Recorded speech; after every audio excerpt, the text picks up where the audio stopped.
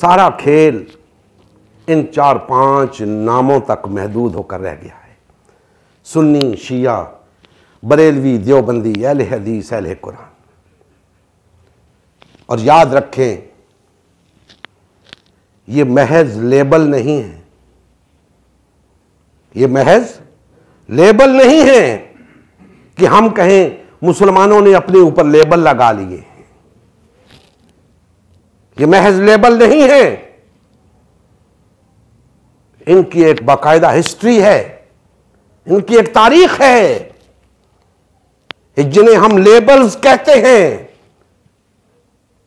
इन labels के लिए लोगों ने जाने दी हैं, हजारों लोगों ने जाने दी हैं। उलमा इसके लिए कत्ल हुए हैं, हजारों लोगों ने माल खर्च किया है इन लेबल्स के लिए।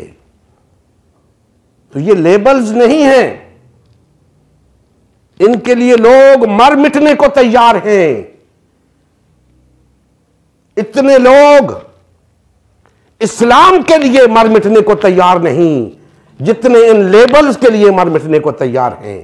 हम इन्हें लेबल्स कह के जान छुड़ा लेते हैं। ये लेबल्स नहीं हैं।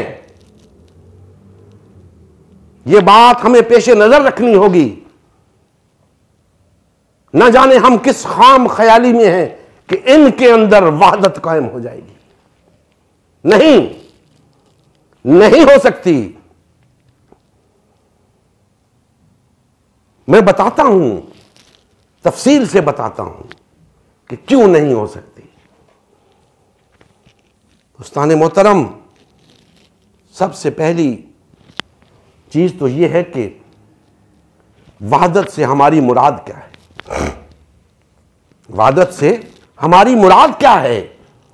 अगर वहदत से हमारी मुराद यह है कि ये सब घुल मिल जाएं, सब आपस में घुल मिल जाएं, तो याद रखें ये वहदत तो कायम है। ये वहदत कायम है। कैसे? अपने मुआशरे के अंदर नजर दौड़ाएं, सब घुल मिल के रह रहे हैं।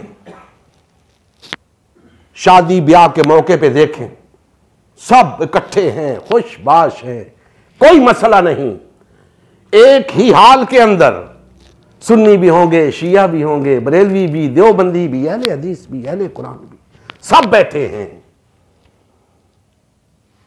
अगर शिया को एक तरफ रखा जाए, नमाजें भी इकट्ठी पढ़ी जा रही हैं। बरेलवी, देवबंदी, अहले हदीस इकट्ठी नमाजें पढ़ लेते हैं, घुल मिल के रह रहे हैं, कोई मसला नहीं। जनाजे इकट्ठे होते हैं। कोई गांव में मर जाता है, शिया हो, सब उसके पीछे एक ही जनाजा पढ़ते हैं। सुन्नी हो, सब उसके पीछे जनाजा पढ़ते हैं। बास जगहों पे अलग अलग भी होते हैं, लेकिन अमूमन ऐसा हो रहा है कि सब लोग जनाजा पढ़ते हैं, घुल मिल जाते हैं एक दूसरे के साथ।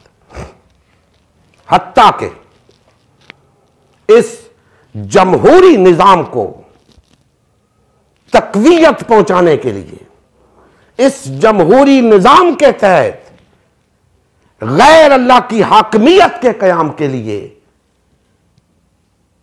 एक दूसरे की हिमायत के लिए भी ये घुल मिल कर रह रहे हैं। बढ़ चढ़कर एक दूसरे की हिमायत करते हैं।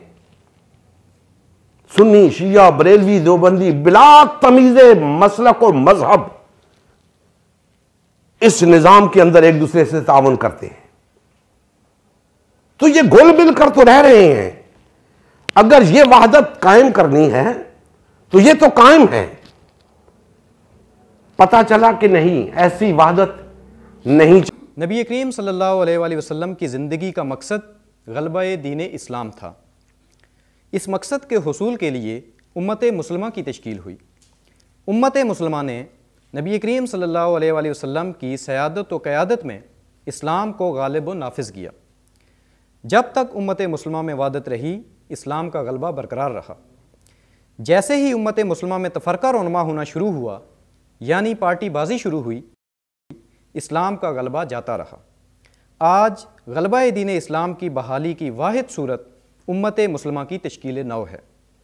अल्हम्दुलिल्लाह, हमने गलबा दीन इस्लाम की बहाली के लिए अल्लाह के रसूल की जमात उम्मत मुस्लिमा को बाल व फाल करने का बेड़ा उठाया है।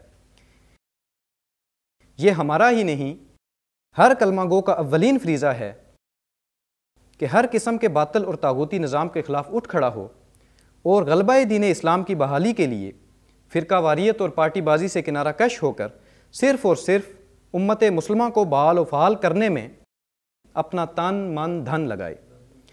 इस मिशन का हिस्सा बनकर अपना फ़र्ज़ मनसिबी अदा कीजिए, हक़ मुसलमानी अदा कीजिए। मज़ीद तफ़सील के लिए हमारा यूट्यूब चैनल उम्मत मुस्लिमा सब्सक्राइब करें। हमारा फेसबुक पेज उम्मत मुस्लिमा की तश्कील नौ लाइक करें। इस पैगाम को ज़्यादा से ज़्यादा शेयर करें। सवाल व जवाब या फ़ीडबैक के लिए हमारा व्हाट्सएप ग्रुप या मैसेंजर ग्रुप ज्वाइन करें या इस नंबर पर रब्ता करें। नंबर और तमाम लिंक्स डिस्क्रिप्शन में भी मौजूद हैं। जज़ाकल्लाह खैर।